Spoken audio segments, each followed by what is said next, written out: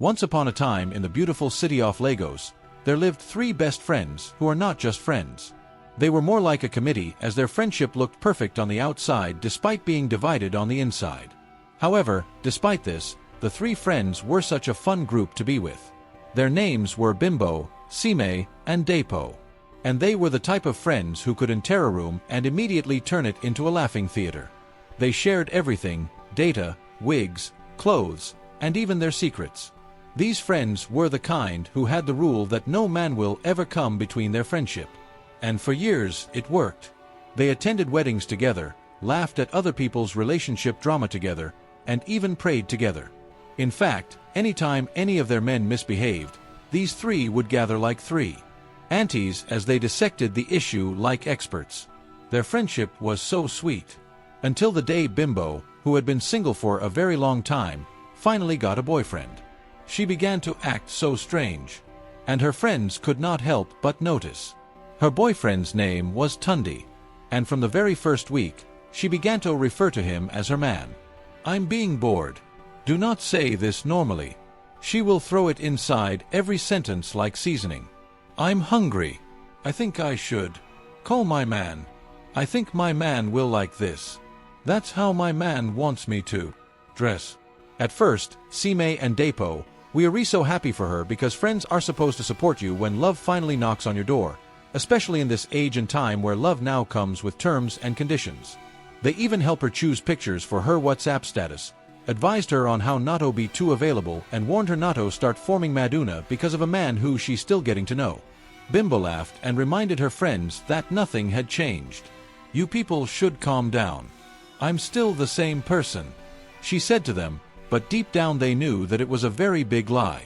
Because as soon as Bimbo entered her new relationship, she did not just change. She updated to iOS, and once the update began, she began to crash. It started with small things. The group chat that used to be active like a market woman on Saturday morning became quiet whenever Bimbo was mentioned. If they sent her a message asking how she was doing, she would reply to their message after 17 hours. "Sorry babes, I was with me man." The moment Bimbo sent that unusual message, the group chat went silent for a few seconds. The kind of silence that feels louder than noise. Sime stared at her phone as she inhaled deeply, like someone who was preparing for a sermon. She clicked on the voice note button and began to record a message back to her. "Good evening, distinguished members of this once great association." Sime began dramatically, her voice carrying the weight of someone who had finally reached the last straw. "I just want to understand one thing. Did we all attend the same friendship orientation? Because the syllabus I collected did not include abandon your besties for a boyfriend. Arrives." Dolapon nearly fell off her chair laughing when she saw the voice note, length 3 minutes and 12 seconds. Without wasting time, she sent her own voice note immediately after. But instead of sympathy, she began narrating like a Nollywood movie trailer. In a world where one girl discovers love and forgets her roots, two innocent besties are left to suffer. Her dramatic background humming made the whole thing worse. Will they survive, or will they perish? Waiting for a reply that never comes. Find out on the next episode. Sime shook her head dramatically as she dropped another message in the group. This time softer, but still laced with sarcasm. "Anyway, let us know when your mom finally grants you visiting hours. We will book an appointment," she said as Depo responded with laughing emojis as well as a fake apology message written like an official memo. "Dear management, we regret to inform you that friendship services have been suspended due to emotional negligence." They both laughed through their irritation on her way down the other side of the city. Bimbo was listening quietly, swallowing the urgito respond. She even missed Sime's birthday, as she claimed that her man had something else planned for them. This was so strange because Bean Boy used Tobe the first to post in the group and even arrive at their past gatherings. Now she left their messages unanswered for days as she ignored everyone, never even bothering to return their calls. It was as if her new relationship came with an automatic ignore button as Being began to ignore her friends. Even when they finally saw her physically, she'll be holding her phone like it was her life support, smiling at it as if her spirit mind, and body were inside.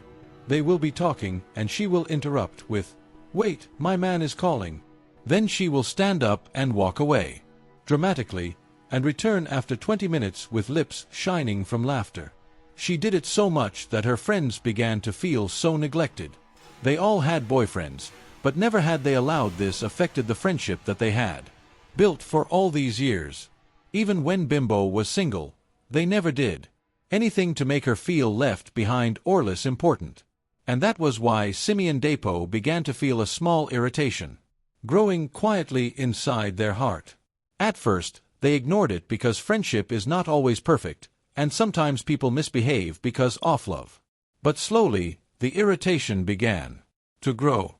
It wasn't just about Tundi anymore.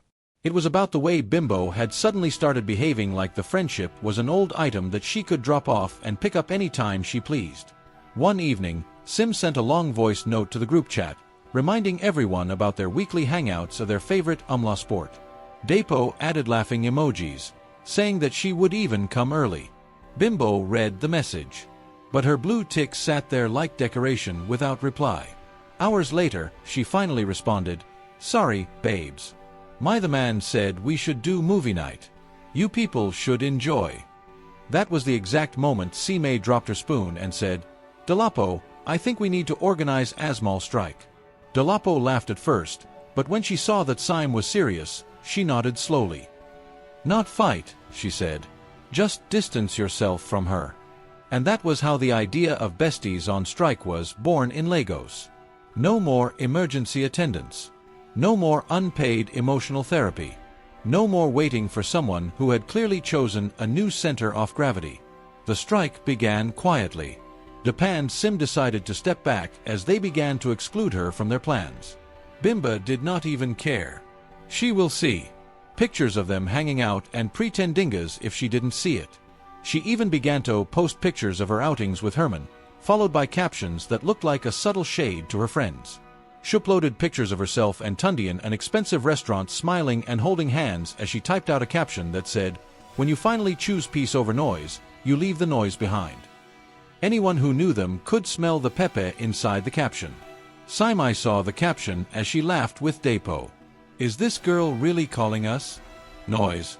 she asked Dapo, who shook her head as they both laughed at her stupidity. For months, Bimbo tried to be friends with them. However, they finally accepted her into their group 2 years ago.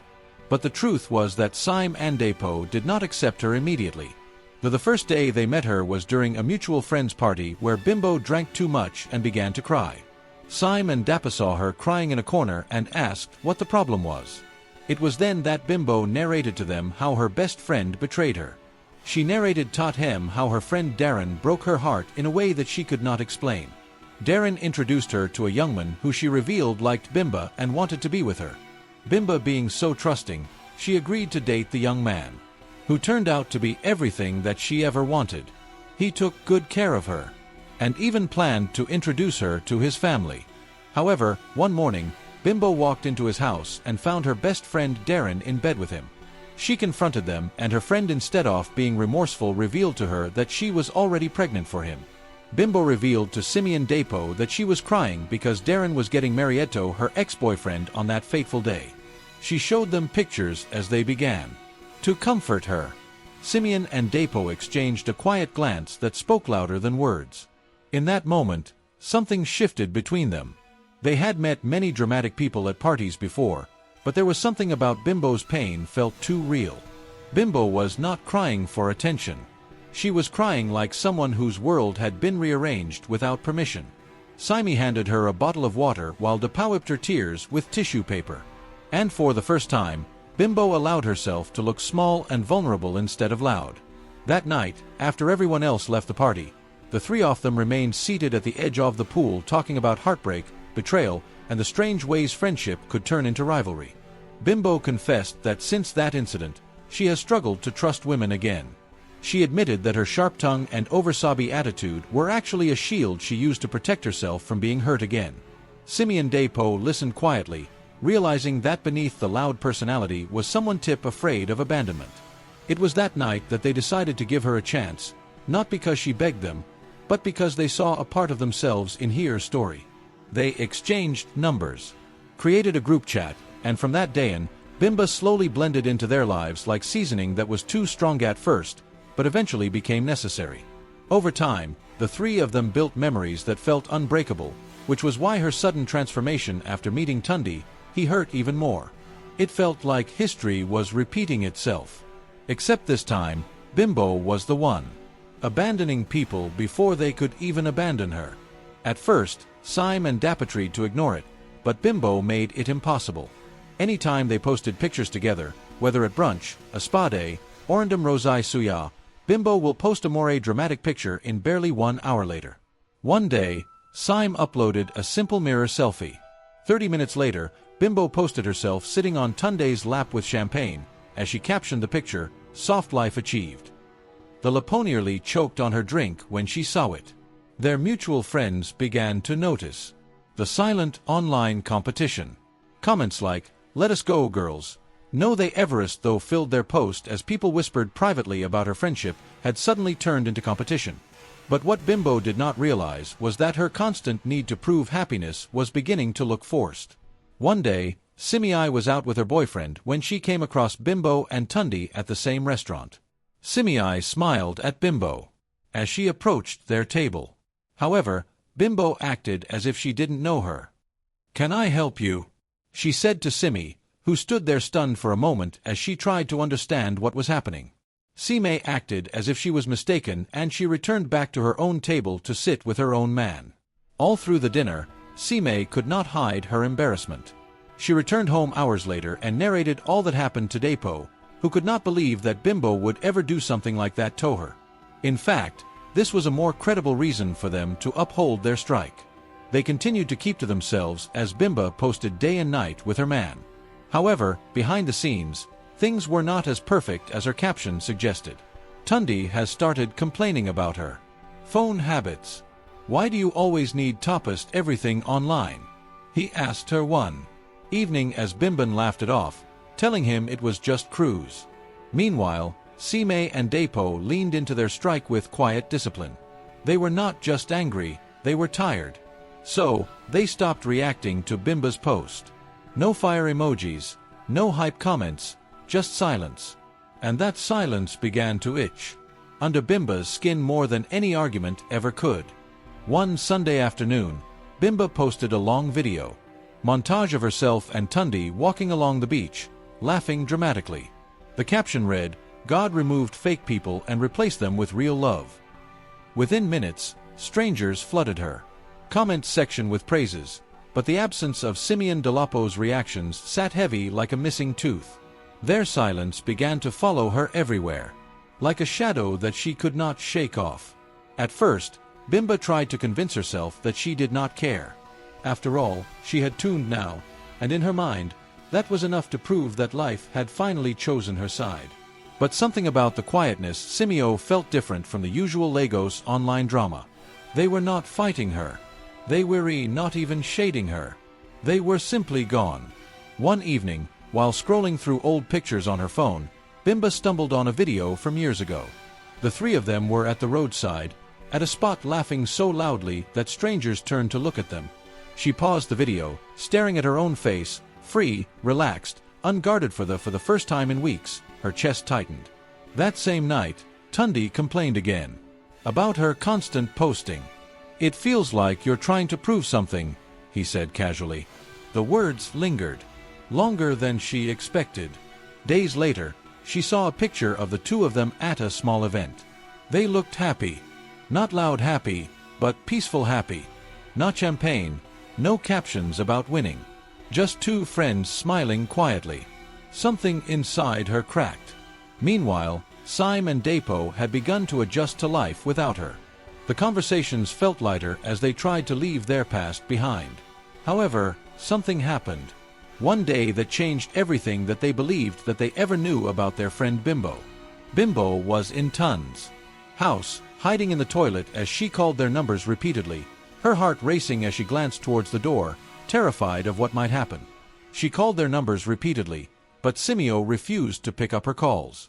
They sat in Sim's house watching TV as they wondered why Bimbo was calling them after all that she had done.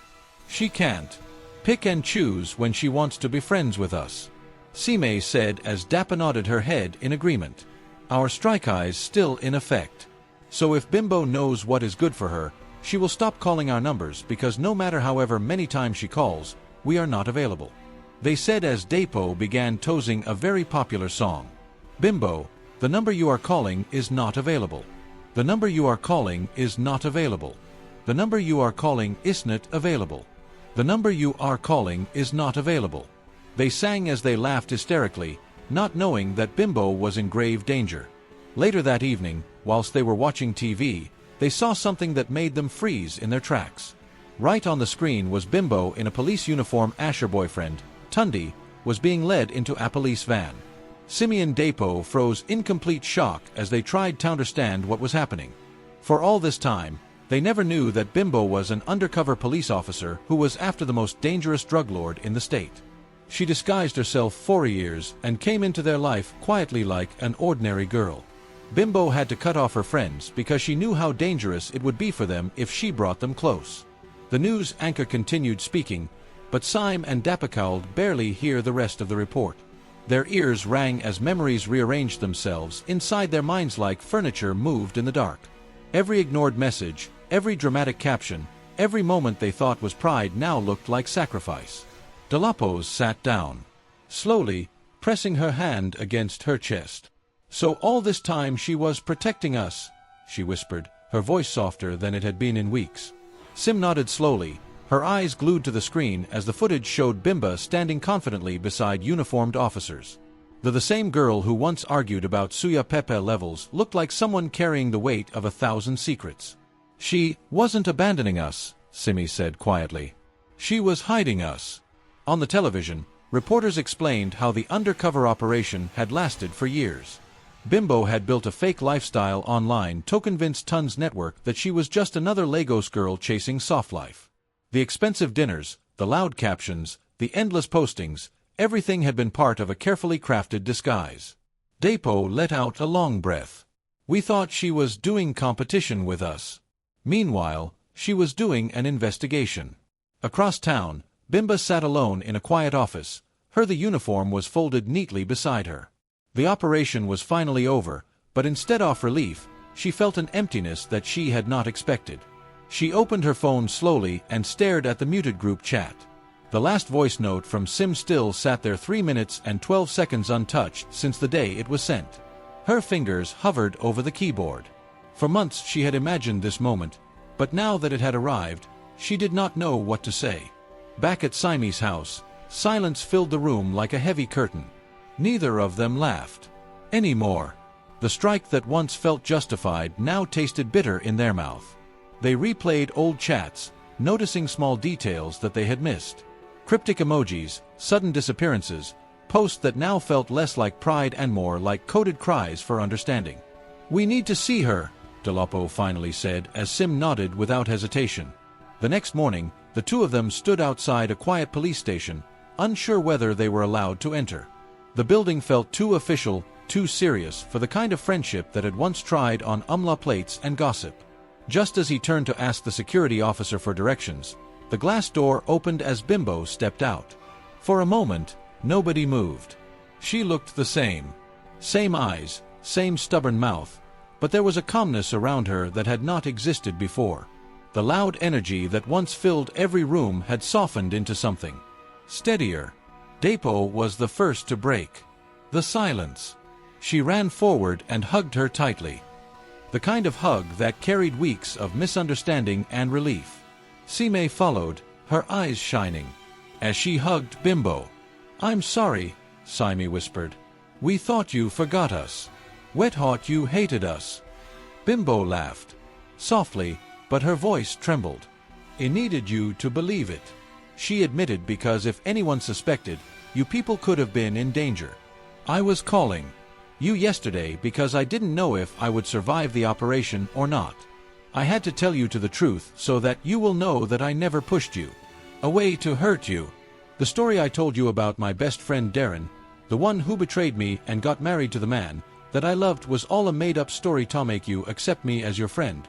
I needed to be in your circle, as only then would I be able to meet Tundi without any form of suspicion because Tun's brother lives in the next house.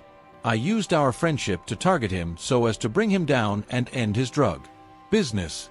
Bimbo apologized to them for how she used them. She revealed how wonderful they were as friends and hopes that they could still remain friends after this. Simeon Delapo accepted as they all stood there for a long moment, as tears poured down their eyes. Three women who had survived a misunderstanding bigger than any fight they could have ever had.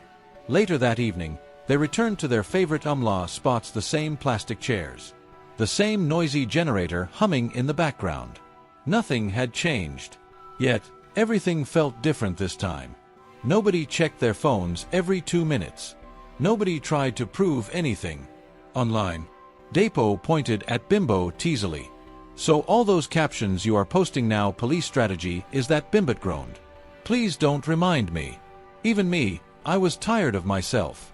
They laughed, the sound rising into the warm Lagos night, like old music finding its way back home. As the place emptied and the conversation slowed, and Bimbo finally spoke. Honestly about how lonely the operation had felt, how every ignored message from them had hurt more than any danger she faced outside, how she watched their strike silently, wishing she could explain, but knowing that silence was the only way to keep them safe. Simai reached across the table and squeezed her hand. Next time you want to be a secret agent, she said with a smile. At least give us the code word now. They burst into laughter again. And from that day forward, their friendship changed. It became quieter, deeper, less dependent on social media and more rooted in understanding. The strike ended without ceremony, replaced by something stronger than before. Weeks later, Bimbo posted again, but this time the caption was simple. Real love doesn't compete. It protects. Sime Andepo was the first to comment, filling the post with laughing emojis and inside jokes that nobody else could understand. And in the beautiful city of Lagos, the history of the Beston strike ended not with revenge or victory, but with a lesson that followed them long after the headlines faded. Sometimes the friend who looks like she has changed the most is the one fighting the hardest battle in silence. And sometimes the loudest misunderstandings become proof that true friendship, when tested, does not break. It only learns how to bend without losing its shape. The lesson to Belle earned from this story is that not every distance is betrayal, and not every silence means someone has stopped loving you. Sometimes people carry battles they cannot explain. And what looks like pride or competition may simply be survival. True friendship requires patience, humility, and the wisdom to avoid judging a chapter before you understand the whole story. It also reminds us that social media rarely tells the full truth, and that comparison can destroy bonds that once felt unbreakable. Simeon Depo learned that assumptions can wound deeper than words, while Bimbo learned that even strength needs honest connections to survive. In the end, the greatest lesson was simple but powerful. Real friendship is not proven by constant presence, love validation, or perfect understanding, but by the ability to forgive, grow, and stand together again after the storm has passed. I hope you enjoyed